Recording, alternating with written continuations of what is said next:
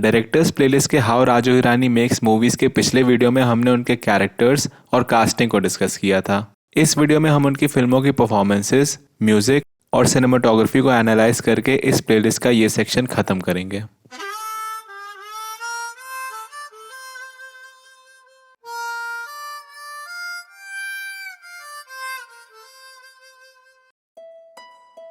राजू हिरानी की फिल्मों में एक्टर्स को स्लैपस्टिक कॉमेडी की तरह उटपटांग ओवर द टॉप हरकतें नहीं करनी पड़ती, क्योंकि यूजुअली उनकी फिल्मों में एक्टर्स के एक पर्टिकुलर सिचुएशन में नेचुरली रिएक्ट करने से ही कॉमेडी निकलती है। इस वजह से ये परफॉर्मेंसेज हमें बहुत ही रिलेटेबल लगती हैं। ऐसी एक्स्ट्रा ऑर्डिनरी परफॉर्मेंसेज निकलवाने के लिए Raju Hirani as a director इन एक्टर्स को ट्रीटमेंट भी यूनिक देते हैं। मैं एडजस्ट करता हूँ, मैं एक्टर को समझने की कोशिश करता हूँ, उसकी स्ट्रेंथ्स, उसकी वीकनेसेस समझता हूँ और इस हिसाब से अपने आप को अडैप्ट करता हूँ। Every seen you begin you're constantly hoping okay the actor catches the correct suit. So there's been instances where it has not worked. That day it's not worked. So अगर वो पहले शॉट पे नहीं होता, if you don't catch it in the day, then you edge it through the day. Then you say okay, start afresh. थोड़ा सा छोड़ दो, अगले दिन करेंगे उसको फिर. Let's finish that. Maybe we'll come back to this or we'll catch it from another angle. कई बार compromise कर जाना पड़ता है कि जो best मिला. I think I'm a better actor than them. I'm actually very anxious.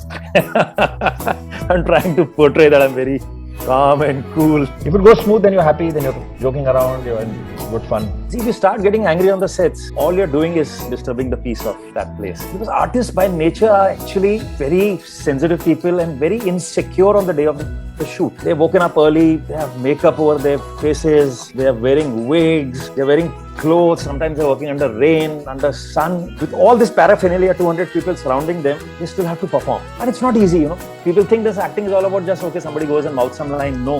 You know, between two takes, you can see the take where the actor was in that moment and when he was not in that moment. And for that actor to be in that moment, you have to give him peace. The moment you say cut, they immediately turn and look out for where the director is. Is he behind the camera? Is he at the monitor? Where is he? They want to know, is it okay, not okay, what's wrong? So if somebody picks up a mic and says, this is not working, he'll just put everybody down. I still feel very odd. I still never, if I need a retake, I can never do it sitting from behind the camera. I never shout, hey, or one more. After the initial briefing has happened, when the shots have started, in between takes, I always walk up to the actor till date and spend time telling him, okay, we can do it like this, we can, you know, this was missing, and talk to him very quietly. This is the reason we need another take. You give them an environment where everybody is happy, an actor will come up with a line. It's happened to me so many times where actors have come up with line. Arshad and Munna Bhai used to come up with lines often. I think you have to just create an environment where you hide all your anxiety away and stay as cool and calm as possible. Set पे राजू हिरानी सबका suggestion लेने में यकीन करते हैं। मैं बिल्कुल नहीं अनप्रिपेयर्ड जाने नहीं चाहता हूँ, मैं बहुत प्रिपेयर होकर जाता हूँ। स्क्रिप्ट हो जाए, उसके बाद लोकेशन पे जाके from the cameraman down to the recordist to सबको 10-10 बार खुद नरेट करके सुनाता हूँ ताकि हम सब एक जैसा देखें। नहीं तो ये अक्सर हो सकता है कि हर आदमी अलग कहानी बना रहा हो, हर आदमी के जहन में एक अलग कहानी चल सकती है। तो जितना सब एक पेज पे आ जाए फिर जाते हैं शूट करने, मगर ओपन भी रखते हैं। You know, cinema is such a collaborative art. It is a collaborative art. Unlike if you're a painter, you're sitting alone and painting. Everything is your work. आप पेंटर थोड़ी अकेले बैठ के कर रहे हो, आपको सबका he has to understand. It's not one individual who contributes. Cinema, everybody contributes. It's everybody who's contributing. वो माहौल ऐसा क्रिएट करना पड़ता है कि एक सबकी आवाज होनी चाहिए। एक assistant should have a voice. You should have कि यार मैं आके बोल सकता हूँ. You're writing a script, there's a script writer. You're going on the sets, there's an actor who's bringing it to life. Actor will come up with a great advice. There's a cameraman who's lighting it up. Cameraman will come up with a great advice. It's an actor contributing, it's your cameraman contributing. There's a sound recordist who's enhancing the drama, there's an editor who's creating this thing. It's a music person contributing, your art director's contributing. So I think everybody actually... तो आप ही का काम कर रहे हैं. Absolutely, हर आदमी contribute कर रहा है. आप एक costume आपको contribute कर रहा है. और पिंकी का सीन था. अब रियल लाइफ में ये नहीं हुआ था कि वो पिंक नाइट सूट पहन के बैठा हुआ था. कॉस्ट्यूम डिजाइनर ने कहा कि पिंक कपड़े पहना दें, इसको अच्छा लगेगा. मैंने कहा बहुत अच्छा है, और अगले दिन जब वो दत्त साहब का वो हो रहा है उसमें भी वो नाइट सूट पहन के जाएगा, बहुत अच्छा लगेगा. And there've been times even in Sanju that whole thing of वो जो कमली जो करता है कि टाइगर है तू टाइगर है रोर कर, ये स्क्रिप्ट में नहीं था. It happened on the sets. वो सबसे पहली बार किया गया जब वो पिंकी आ जाती है, वो ये दारू पी के सो जाता है, रणबीर अंदर जाता है, उसको उठाता है और बोलता है उठ, you know, she's there. तो वहाँ कुछ डायलॉग्स थे नहीं ज्यादा, मगर ऐसा रणबीर फेल्ट कि मुझे कुछ बोलना चाहिए यार, कुछ बोलना चाहिए. तो I think Ranbir only said it. Tiger है तू, हाँ चल come on get up, tiger है तू. वो पहली बार वहाँ बोला गया in the one of the earlier schedules. उसके बाद ये उसको जब छोड़ के जा रहा है, हाँ वो टैक्सी में हम लोग और अभिजात हम लोग ट्रैवल कर रहे थे. हमने कहा यार यहाँ अब ये इमोशनल मोमेंट इसको थोड़ा मिल्क करना चाहिए. वो सिर्फ छोड़ के चला जाएगा, कुछ नहीं, we should milk it. Ranbir should want to stop him. तो ये हमने टाइगर वाला मोमेंट फिर यहाँ डाला. कहता है यार तू जा, आई नो मेरी वजह से तेरे को हो रहा है, तू जा, डोंट वरी, मैं नहीं कांटेक्ट करूंगा, टाइगर है तू, come on roar. And then we kind of back integrated it into the script. और उसके बाद हमने उसको बिगिनिंग में डाला Started from somewhere how these friends meet and how they do it first. कि ये कमली बोलता है, और उसके बाद हमने एंड तक उसको इंटीग्रेट किया फिल्म में। तो this happened much later after the script was written. Kind of integrated, but luckily those shoots had not happened. So these are small things which add up to your humor, to your emotion, everything. So अगर कोई advice आ जाता है great आपको लगता है, तो I think we should be open to use it all the time. So I think it would be very stupid that we don't take good contributions in. We don't take good ideas if they come at the last moment. और क्या होता है, क्योंकि आप खुद लिख रहे हो, एक वक्त ऐसा आता है कि आपको You've spent enough time with your script. अंदर वो स्क्रिप्ट इतना सबमर्ज हो जाता है So when on the set somebody comes up with an idea, कि फिर उसमें डिसीजन मेकिंग में टाइम नहीं लगता। आपको किसी ने सजेशन दिया तो आप एक सेकंड में आपको सब उसका इम्प्लीकेशन समझ में आ जाता है कि it's in an instant you know this is going to work, and these are the 5 places it will affect the script on. यहाँ अगर ऐसा करेंगे तो वहाँ चेंज होगा, यहाँ चेंज होगा, यहाँ चेंज होगा। दरवाजा बंद है, वहाँ आपको जाके ब्लॉक हो जाओगे, वो नहीं कर सकते आप, ऐसा करोगे ऐसा होगा। If it's not a good idea, you'll be able to immediately say no, this is not going to work. Let's not walk that path. I've been there. इस रास्ते पे आओ या कोई और रास्ता खोजो। तो I actually encourage criticism more than praise in the office. मैं बोलता स्क्रिप्ट भी सुनाता हूँ, बोलता हूँ बताओ कमियाँ निकालो। तो everybody has a right to comment से कि यार ये ठीक है, ये ठीक नहीं लगा। आपको कमियाँ पता लगेगी तभी आप उसको बेटर कर सकोगे। आप सुबह से बैठ जाओगे जी, आप बोलो जी क्या मैंने जी बहुत कमाल का काम किया आज, तो वहीं तक रह जाएगा आपका कमाल का काम। कोई भी आपको कंट्रीब्यूट करता है तो उसको कि आपने ये कह दिया तो ईगो नहीं आना चाहिए, क्योंकि क्या आएगा तो आपकी फिल्म सफर करेगी। So my funda is very simple. कि देखो अच्छी फिल्म बनेगी तो क्रेडिट तो मुझे ही मिलने वाला है। क्योंकि अल्टीमेटली बेनिफिट आपको ही होने वाला है। आप ही बना रही कमाल की फिल्म बनाई, उनको थोड़ी पता किसने आइडिया दिया था। तो जो अच्छी चीज दे रहा है ले लो उसको, बिल्कुल मत रोको। गलत आ रहा है तो उससे बच के भी रहो कि यार कभी एक्साइटमेंट में कोई बोलता है ये भी होना चाहिए, तो उससे बच के रहो। तो जो अच्छे सजेशन मिलेंगे, जो अच्छे नहीं वो नहीं लेंगे। मगर जो मिल रहा है उसको क्यों छोड़ो। In a way, I've learned from so many people. Everybody's contributed to the films, and that's why all these people are there. I've continuously worked with them all over again and again. It's a big journey you're dealing. It's a huge man management thing.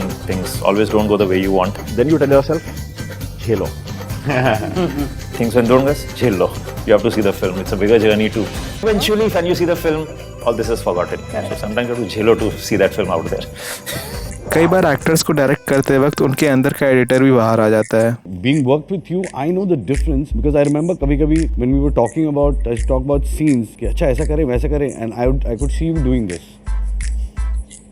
तो कुछ time से मुझे सोचता ये फिर पता चला कि यहाँ पे आप एडिट कर रहे हो वो सीन को दिमाग में, बोलते हाँ ये अच्छा है। Shooting, I actually, people joke with me. I constantly keep telling my actors that it's become a joke. I remember Baman used to constantly joke with us. Reduce the pauses. If he'll take a long pause, I'll tell him, Baman, everybody was performing naturally. He says, नहीं. I said, नहीं, at this point I won't be able to cut.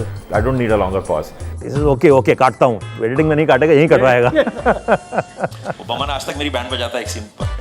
एक scene में मैंने उसे कह दिया था where he's sending Munna to Goa, कहता है वो तू बुड्ढो को गोवा ले जा, तो he has to walk towards the camera and I told him कि तेरे चेहरे में वो एक्सप्रेशन होना चाहिए कि shit तू कुछ प्लान कर रहा है, ऐसा कुछ प्लान कर रहा है और as an audience I should know कि ये बेवकूफ बना रहा है इनको। तो बमन करता गया और मैं कह रहा यार बमन आ नहीं रहा एक्सप्रेशन, यार दाढ़ी की वजह से नहीं दिख रहा है क्या, तू स्कीम कर रहा है, आ नहीं रहा है। और उन दिनों 35 में शूट करते थे तो मॉनिटर्स भी ऐसे होते थे कि वो धुंधला सा दिखता था, एक टेक 2 टेक 8-10 टेक हो गए, ही इज ट्राइंग हार्ड ऐसे कर करके पूरा कर रहा है, बमन का आ ही नहीं रहा है। Finally at one point I told Boman ठीक है बमन आई थिंक वो 8 वाला ठीक है and I will enhance it by music, मैं म्यूजिक डाल दूंगा तेरे कुछ। मैं वैसे कैजुअली बोल के निकल गया और बाद में देखा मैंने रशिद में उसने अच्छा किया था, वो उतना नहीं दिख रहा था, पर उसको बात 6 महीने बाद उसको याद रही। तो साले तूने एक एक्टर को क्या बोला, तूने रियलाइज किया तूने बहुत खराब काम किया, मैं म्यूजिक से संभाल लूंगा। So those are the hazards of working with the editor-director, isn't it? I guess so. एक अच्छा एडिटिंग पर्सपेक्टिव कई बार परफॉर्मेंसेस से मिल रहे इमोशन को एनहांस भी कर देता है।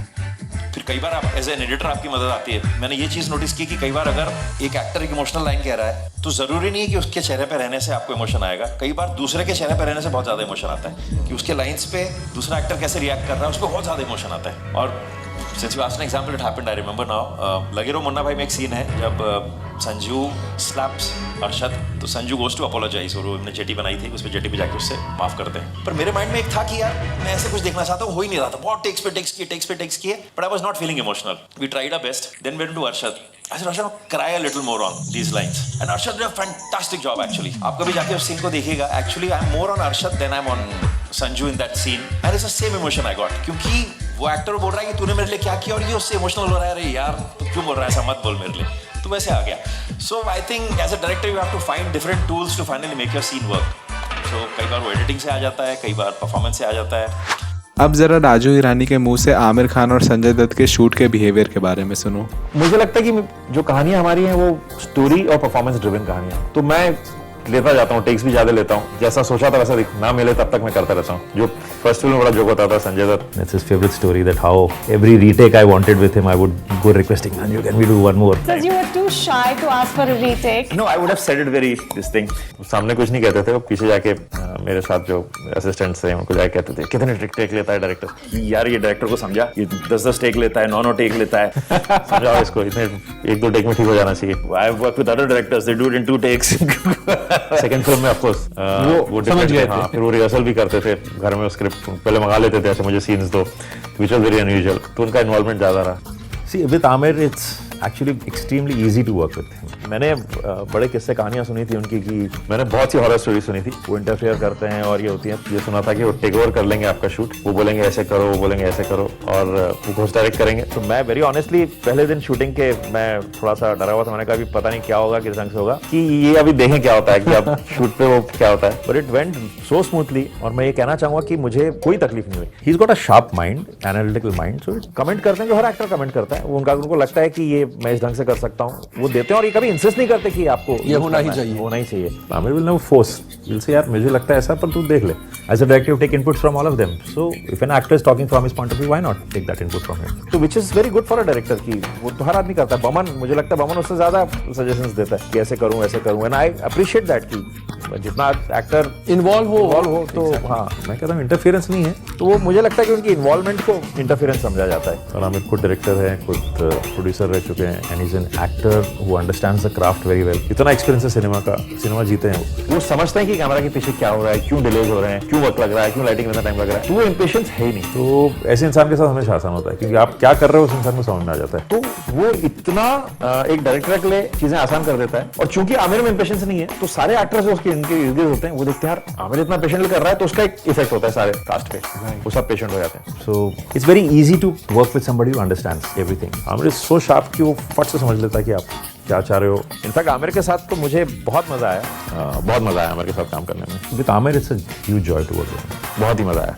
3 Idiots was probably for the easiest film for me to shoot, in the sense all these actors, Maddie, Sharman, Baman, all of them were constantly there, available. We did a lot of rehearsals. तो इसलिए कह रहा हूँ मेरे लिए ये सबसे आसान फिल्म थी बनाना, बहुत आसान। As a director Raju Hirani अपने हर एक्टर के डिस्टिंक्ट प्रोसेस को भी समझते हैं। So see, every actor comes with his own way of preparing for his role, and as a director I think it's very important to adapt to their system of working. So this I learned very early, that if I tell Sanjay Dutt that we have to rehearse for a week, he will give me a look. Rehearse? So it's impossible to seek rehearsals from him. His strength is, I realized that I give him 2 pages of dialogues and ऐसा वैसा देखेगा, ऐसा रख देगा, but he's memorized it. He's got a tremendous memory. He will look very disinterested, but he's listening. And on the set, give him the exact instructions and he'll do that. But if I make him rehearse, he'll lose that spontaneity which he has. When you come to Amir, Amir loves to get into the role. He works on his roles. He wants to start preparing from 6 months in advance. Huge amount of dedication. Huge amount of discussions over the character, and which for a director is the best thing to happen. तो उससे क्या होता है कि at least you are sure when you're going on the sets, you're not waiting for any surprises. You know कि ये हम rehearse कर चुके हैं ना, अब हमको इससे better ही करना है. Like I've seen Amir what he does, he says first I want to make the lines I have to speak my own, and those lines should become such a part of my system that I don't, while I'm performing, I don't have to struggle for those words. So वो क्या करते हैं, हमारी script ही होती है, मगर वो script को लेके अपना खुद एक डायरी लेते हैं, अपने आप पेन से लेके वो डायलॉग्स को बोलते बोलते अपने आप खुद लिखते हैं. He says when I write it myself, I am able to memorize it better. Like especially in PK when doing the Bhojpuri sing, so he would sit and many times write it himself continuously. So when his lines become his own, then he's able to forget about those lines and perform. Ranbir का approach ये है कि वो आपको पता ही नहीं चलने देता कि वो कुछ उसका कोई प्रोसेस है, उसके साथ पता ही नहीं लगता. He is so humble and he started living in office. I would land up and I didn't know why coming. I said why you here? No I am here. वो बैठ जाएगा असिस्टेंट के साथ, वो बैठ जाएगा ऐसे, और वो इतना ह्यूमिलिटी से ऐसे कुछ सवाल पूछेगा कि आपको लगेगा ही नहीं कि आपसे वो कुछ पूछ रहा है, but he is absorbing, constantly is absorbing. One day I saw in his phone he had put all images of Sanjay Dutt from 80s. This is the way he looked in 80s, this is the way he spoke in 80s. This is the way he looked in 90s. That Sanjay Dutt developed the mannerisms he has of walking like that is only when he made his body in the 90s. In the 80s phase when he did Rocky and the other films, he didn't have that body and there was no mannerism in his style. When he got those muscles, that walk came. And that's the way he's played it. In fact, a lot of people told me, yaar, wo 80s mein lag nahi raha. I said, no, if you watch his films 80s, Sanju is like this, he had no mannerisms. So there was in-depth thing he had done. Then he'll depend on you. He says, अच्छा मैं कर रहा हूँ, आप कहीं ज़्यादा जा रहा हूँ तो मुझे बताओ, कम जा रहा हूँ तो मुझे बताओ. In fact, Ranbir is surprised many times by many scenes where he had to cry. I don't know how he's timed it. कहता नहीं मैं ग्लिसरीन नहीं लगाऊंगा और उसने टेक किया है वो 40 सेकंड 50 सेकंड शॉट चल रहा है करेक्ट पॉइंट पे आके उसका टीयर आया है. I asked him how he does it. He says no, मैं कुछ I am able to control my tear glands. I don't know क्या कैसे करता है पर वो कर लेता है. Then there's another actor I love to work with is Baman Irani. His process is also very very interesting. वो तो बहुत involved हो कि he wants to go into that situation. Like when he was playing a सरदार जी इन लगे रहो मुन्ना भाई. First तो he said यार पहले मुझे इंग्लिश बोलता था हिंदी बोलनी नहीं आती थी तूने मुझे MBBS में हिंदी बोलवाई. अब पहली मैंने हिंदी सीखी अब तू बोल रहा है पंजाबी बोल.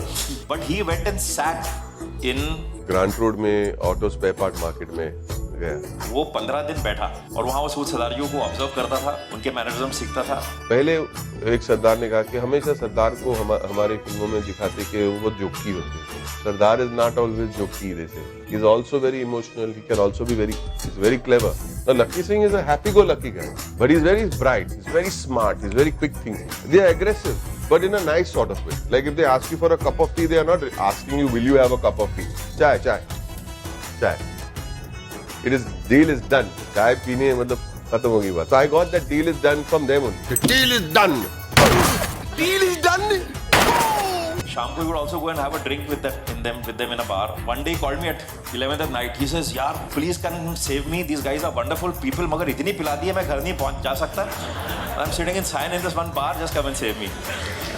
And he will come and surprise you. I have seen him वो एकदम ऐसा makeup करके आ गया and it took me some time to recognize him.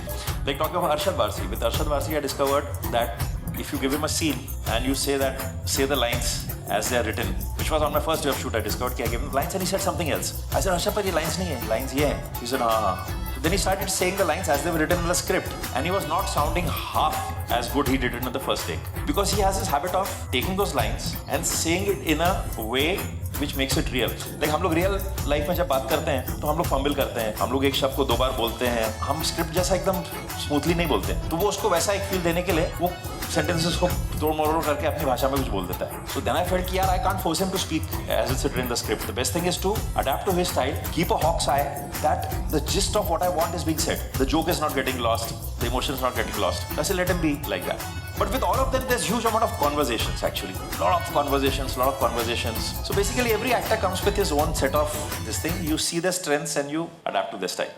अच्छा पता है साथ में फिल्म बनाने से कलीग्स कई बार फैमिली मेंबर्स बन जाते हैं. मुझे लगता है relationships you keep meeting different people. जो आपके जैसे होते हैं उनके साथ आपके संबंध बनते जाते हैं. सी होता ही है कि आप काम करो किसी एक्टर के साथ, एक आदत इतना अरसा लगा, साल भर लगता है उनके साथ फिल्म बनाने में, एक अटैचमेंट हो जाती है उनके साथ. कई बार मुझसे लोग कहते हैं यार कि आज की दुनिया ऐसी हो गई है, हाँ, इसमें आप चतुर नहीं रहे, आप शातिर नहीं रहे तो आप नहीं सर्वाइव कर सकते. और मैं अक्सर कहता था नहीं यार ऐसा नहीं है. आप जिस चीज में बिलीव करते हो चलते रहो. आपकी किस्म के जो लोग होंगे वो आपको लाइफ में मिलने लगेंगे, शायद देर से मिलेंगे मगर वो आपको मिलने लगेंगे और आप जुड़ने लगोगे उनके साथ. तो आई थिंक ये इट्स अ ऑर्गेनिक प्रोसेस. उसको कोई आदमी सोच के नहीं करता कि अच्छा मैं इसके साथ निभाता रहूंगा. तो मुझे लगता है यार अल्टीमेटली लाइफ में दोस्त होते कितने, 4 से 8 दोस्त, वो उतने मिल गए तो आपकी लाइफ बड़ी अच्छी हो गई. एक भी मिल जाए दोस्त तो अच्छा होता है. तो मेरे पर्सनल लाइफ में जो दोस्त हैं वो तो ही हैं. मुझे लगता है कि प्रोफेशनली भी मेरे साथ उस किस्म के लोग जुड़ने लगे. आज मैं अभिजात को देखता हूँ, मैं शांतनु को देखता हूँ, स्वानंद को देखता हूँ, विनोद को देखता हूँ. तो मुझे लगता है कि जिस किस्म के हम लोग हमारे धारणाएं, हमारे विचार है लाइफ को लेके, वो अपने आप जुड़ने लगे. आप सिर्फ काम नहीं कर रहे हो, आपके साथ दोस्ती हो जाती है, आपकी फैमिली बन जाती है. तो जब शूट खत्म होता है तब तक तो लोग जाना नहीं चाहते थे. अब आते हैं राजू हिरानी के चॉइस ऑफ म्यूजिक और साउंड पे.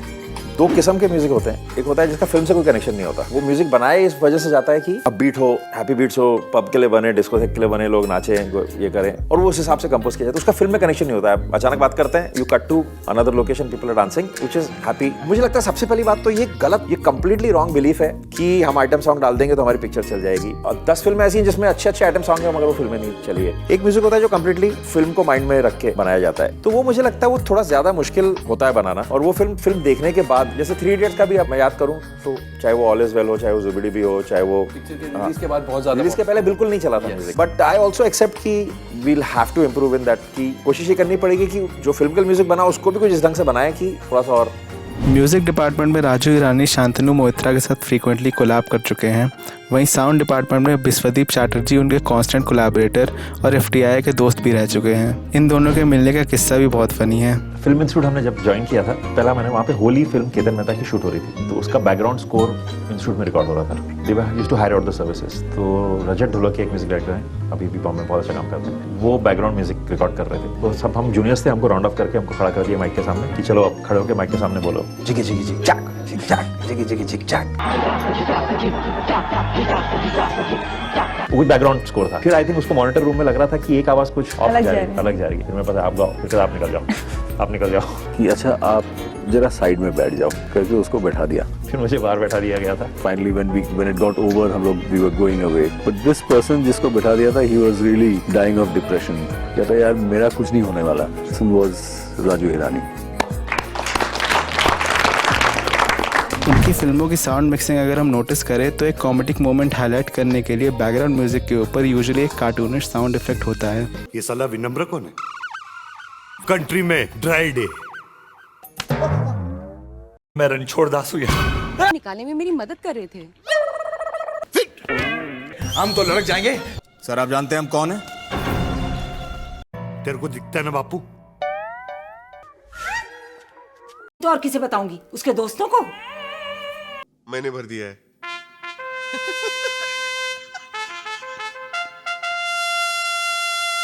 इसके अलावा एक टेंस मोमेंट हाईलाइट करने के लिए साउंड एडिटिंग में एक पर्टिकुलर ऑब्जेक्ट की साउंड और ड्रामेटिक बनाई जाती है, और ये साउंड यूजुअली या तो बैकग्राउंड म्यूजिक को शुरू करती है या फिर एंड।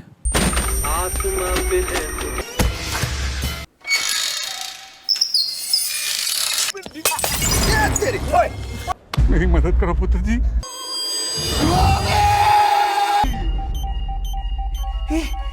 बेटा ये तुम्हारा।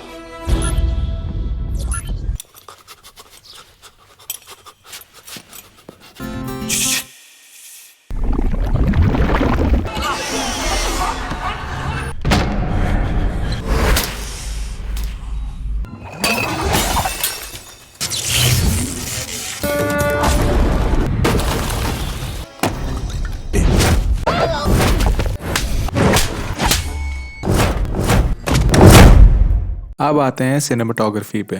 सिनेमाटोग्राफी में राजू हिरानी के सबसे फ्रीक्वेंट कोलैबोरेटर CK मुरलीधरन रहे हैं। ऑल्दो संजू में उनको रवि वर्मन से रिप्लेस कर दिया गया, जो फ्रीक्वेंटली रणबीर कपूर के साथ कोलैबोरेट करते रहे हैं। राजू हिरानी हमेशा से वेल सैचुरेटेड यानी ब्राइट कलर्स वाली सिनेमाटोग्राफी के फैन रहे हैं, तो हो सकता है PK में उतना सैचुरेशन ना मिलने की वजह से उन्होंने CK मुरलीधरन को रवि वर्मन से रिप्लेस किया हो, जो अपनी ब्राइट सिनेमाटोग्राफी के लिए जाने जाते हैं। ऑल्दो विनोद प्रधान के साथ उन्होंने सिर्फ एक फिल्म में काम किया है, बट स्टिल द फैक्ट कि उन्होंने राजू हिरानी का फर्स्ट एवर फिल्म शॉट लिया makes him special. First day of shoot was we were shooting in Borivali. I think that place is called Garden Retreat. It was a bungalow. So the first shot we took was the taxi comes and he's given his gun. He's come and he comes running up the steps. And Papa's playing carom. And Papa is playing carom. That's the first shot. And then little later in the afternoon, the first shot I shot with Sanju was he's playing on the carom board with that old Parsi man in his house, where they kind of held him hostage and his son goes and gives the papers to Sanju. In memory of it, Vinod Pradhan was shooting, and Vinod Pradhan had come straight from Devdas, shooting Devdas. That film they shot for so many days, and the first film, the confusion is, okay, this is a scene now, how long will this take to finish? So I had planned about 20 shots, and I told Vinod, you know, we have to do 20 shots in a day. So he looked at me and he says, you know what, in Devdas I used to do that in a month. But he took 22 shots on day one. Cinematography में भी वो अपनी technique से ज़्यादा show off नहीं करते, सिर्फ इसलिए ताकि ऑडियंस का फोकस उनकी बातों पर रहे। Then even while shooting, you have to make sure. A lot of times people say you shoot very straightforward. I said, yeah, I want to keep the pace tight. I can also make it flashy, but I want to communicate with the mind rather than show my technique, show my camera, you know, the way I move my camera. No. Cinematography में हर scene के लिए अलग अलग camera angles, moments और gear use किए जा सकते हैं। यूजुअली फिल्म का डायरेक्टर अपनी नॉलेज और चॉइस से सिनेमाटोग्राफर के साथ ये चीज़ें डिसाइड करता है। राजू हिरानी की बात करें तो डच एंगल उनका one of the most favourite camera angle है। इसमें कैमरा को टेढ़ा करके एक ड्रामेटिक फील दिया जाता है। राजू हिरानी ने ये एंगल PK में 4 जगह, संजू में 10 जगह, MBBS में 22, 3 इडियट्स में 28 और लगे रहो में 63 जगह यूज़ किया है। इसके अलावा बट शॉट राजू ईरानी का फेवरेट शॉट रहा है।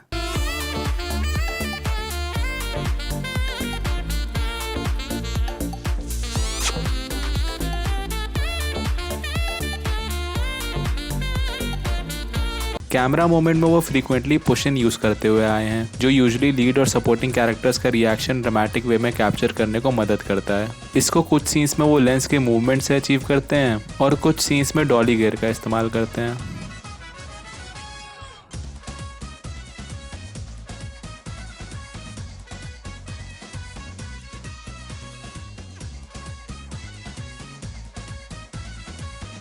डॉली गियर के अलावा जिन सीन्स में इंटीमेसी या टेंशन दिखाना हो वहाँ वो हैंड हेल्ड गियर प्रेफर करते हैं। हैंड हेल्ड गियर से एक शेकी इफेक्ट आता है जो एज एन ऑडियंस हमें एक अनप्रेडिक्टेबल फील देता है। एज ए डायरेक्टर सेट पे सीन शूट करने के 2 तरीके होते हैं। एक तरीका होता है कवरेज, जहाँ हर एंगल और मूवमेंट का शॉट ले लो, फिर एडिट में उन अलग अलग शॉट्स में से चूज़ करो। दूसरा तरीका होता है story board. Basically story boarding में शूट से पहले हर शॉट का एक रफ स्केच बनाया जाता है, जिससे एग्जैक्टली कौन सा शॉट सेट पर लेना है इसका आइडिया हो जाए। राजू हिरानी ये दूसरा मेथड यूज करते हैं। स्टोरी बोर्ड किया था? स्टोरी बोर्ड, कई सीन स्टोरी बोर्ड किए थे। I still storyboard, actually I never till date go on the sets without storyboard. I might not sketch it. Whenever we go on the location, we take stills with our ADs and put that and actually circulate it with everybody. Like even the guy who's pushing the tracks has a board. So everyone knows what's Everybody knows. I think somewhere that theatre training helped to plan this, because there were some scenes, if I again going back to that carom board scene, that scene was challenging to shoot. I don't think we could have shot that scene if I had not storyboarded, because that film we were shooting on a tight budget. First film, budget constraints, everything was there, and I needed to shoot for at least 3 or 4 nights to finish that scene. Now Sanju that time didn't want to shoot nights. Actors were not available to me, so every evening we used to shoot till 6 through the day. Then lighting changes happen. By 8 o'clock Vinod used to light up for the evening, and I used to get 2 hours. So there were like 5-6 different actors, and every day I used to get 1 actor. So I did an extensive storyboard. That scene I literally broke down into small shots. Divided into sections. Section 1, the carom board is set up. Section 2, old man gets up and walks. Section 3, juice is placed. And then within sections, these are the shots. And we didn't have the budget to shoot for 4 nights. So what I used to do, shoot through the day. Then evening few hours I would keep for 2 hours for that scene. So every evening for 2 hours we would take out the... And just follow it. And just follow one actor. One day is only Jimmy. So we'll finish all Jimmy shots. So I shot it over 7 evenings, but 2 hours every day. So one day I would just take, say, the carom board shots. Next day I would shoot with one actor, all his shots. Third day with another actor. So one day I shot with everybody, and then kept only one night. I said, one night all of you all come to, then take my master shots. So there was full confusion. Nobody was knowing what is happening. And I also set up the camera, and Rajesh would come to me and say, sir, वो बाहर दावड़ा जी बोल रहे हैं, अंदर पता नहीं director क्या कर रहा है। ये रोज कैरम बोर्ड लगाता है, कुछ कैरम बोर्ड के कुछ शॉट लेता है, कट करता है, क्या सीन हो रहा है पता ही नहीं चल रहा। Davda ji is your production head. Davda ji is the production head. But hats off to him, he came back after the film got made and he saw the scene and he said, sir, अभी समझ में आया आप क्या कर रहे थे। So to be able to see that whole scene with separately, we had to plan it extensively. Raju Hirani की फिल्मों के की टेक्निकल एस्पेक्ट्स तो हमने कवर कर लिए। अब जरा उनके अकॉर्डिंग एक परफेक्ट फिल्म क्या होती है ये सुनो। You know, I wish somebody could find a definition of a perfect film. There's no formula for success. मुझे नहीं लगता कि सिनेमा में किसी के पास भी विश्व में कोई ऐसा मंत्र है।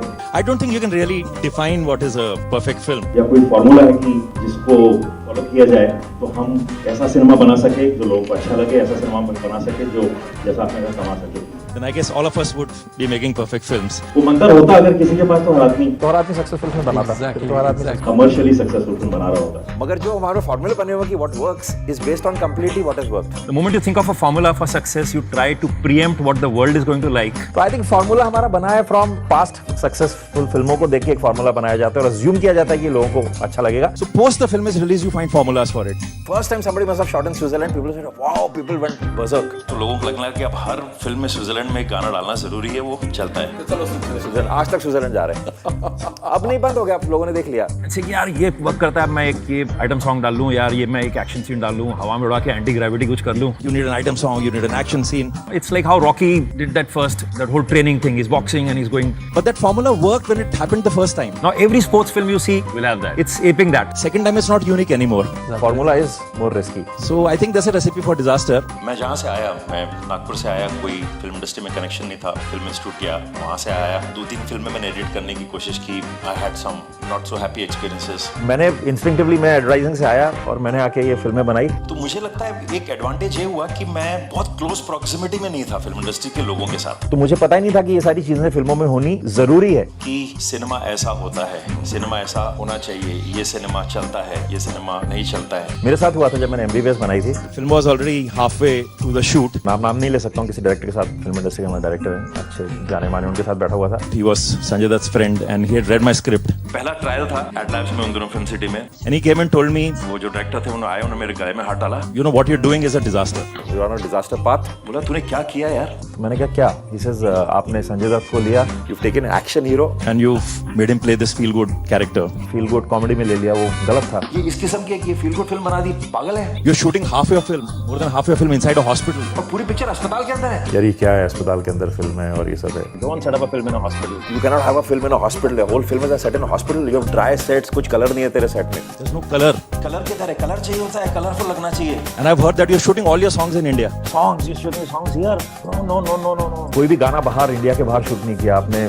बोरीवली नेशनल पार्क में गाना शूट किया है, फिल्म सिटी में गाना शूट किया है. Borivali national park and in Dhobi Ghat. Are you mad? यहाँ पे गाने यहाँ थोड़ी शूट किए जाते हैं. गानों के लिए तो आउट ऑफ इंडिया जाना पड़ता है. Can't shoot a song in the hospital. Have to go to Switzerland. You have to cut away too. This is वैसे 5 पार्टी से मुझे समझाए थे, ऐसे कई 10 चीजों उन्होंने बताई. मैंने कहा मैं डर गया था एक्सीडेंट से. मैंने कहा यार मैं डर गया एक्चुअली. मैंने कहा ये कहाँ से ये. So actually I really got worried. My first film I got really worried. You know, am I doing something wrong? रोक दो यार, मुझे मत बताओ. मैं अगले बार सोचने लगूंगा अच्छा ये कर रहा हूँ, ये फार्मूला है. तो ये बाद में जब फिल्म होगी तो मैंने कहा यार ये देखो रूल्स बने हुए हैं. You can calculate and make the film. All of us do make our own formulas. We live sometimes in our little own bubble of what works and what doesn't work. तो ये कुछ rules हम लोगों ने बना लिए. तो मुझे आज लगता है अच्छा हुआ मुझे रूल्स नहीं पता थे. तो मुझे जो सही लगा मैं करता चला गया.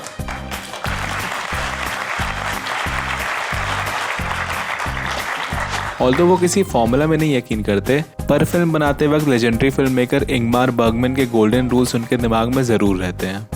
बर्गमैन के एक कोट है, विनोद ने अपने घर पे लगा के रखा है, और वो उन्होंने कहा था cinema should be primarily made for these 3 reasons. Primary task of film maker is to entertain. Thou shall entertain. इसे सिनेमा का पर्पस एंटरटेन करना है. 2 to entertain without selling his soul. कि आप अपने आप को बेच के एंटरटेन न करें. 3 treat every film of his as his last film. So give it your best. So yes, मैं ये मान के चलता हूँ कि प्राइमरी पर्पस एंटरटेन करना है. I guess all you want to do is entertain your people with your work. ऐसा नहीं कि डॉक्यूमेंट्री बनाते हैं उसमें हम कुछ मैसेजेस देते हैं, पर जो सिनेमा हॉल में आके They walked into the hall, bought the ticket, and said, "Come on now, entertain us." आदमी टिकट खरीद के जाता है, वो कहता है यार मुझे कुछ आती चाहिए, मुझे कोई एंटरटेनमेंट चाहिए. So the motivation is to have a product which entertains, engages, says something. अब चलो फाइनली राजू हिरानी की सुनहरी फिल्म मेकिंग एडवाइस को सुनते हैं.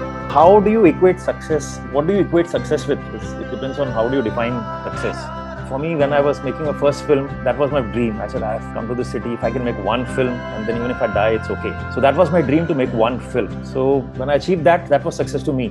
It genuinely didn't matter how that film did or not. I actually didn't even get up in the morning to check how the theaters were doing and how it didn't bother me at all. Of course, after that, once you see appreciation for that film work, then you want that kind of success also. It's only a first film which you make completely fearlessly. Then fear sets in and you've in a way tasted success, tasted that appreciation, and you want that to happen all the time. Life has been kind that people have liked the films. Historically, look at every director in the world. People have made successful films. People have made films which have not succeeded. I'm lucky कि ये हो गया, पर कोई guarantee नहीं है कि मैं आगे सक्सेसफुल फिल्म बनाऊंगा. So it's going to happen to me. Someday I'll make films which will succeed. Someday they might not like my film. मैं दिल से बनाऊंगा, कोशिश ये करूँ. You can give your best. All I can try and do is be true to myself. But I keep telling myself that if I don't cheat myself by being dishonest to the film, if I work as hard as I worked in my first film, I use all my physical, mental energies, whatever I understand, I apply all that in my film. And then if I fail, I think the hurt would be lesser because I can tell myself that I tried my best. If my best was not good enough, I really can't do anything about it. So I think the trick is to apply yourself totally. Idea is to not shortchange yourself. And then if you fail, you can always say my best was not good enough. But while I'm making the film, I've never looked at it as, oh, I'm doing this should earn this kind of a money and this should do X amount of business. I think you focus your energies on your work, this will follow. And the amount of work we do, it's like 18-hour days. You won't be able to make a film if you're focusing energy energies on something else. We're able to spend that amount of time because we passionately want to make that little thing, that little one line which inspired you to make that film, or which was one scene which inspired you to make that film, or a visual. You want to see that on screen. So all your energies are in making that film. So I think the motivation is to Continue making films and be ready to fail someday. whatever you're creating funny, that should be so good that people enjoy it.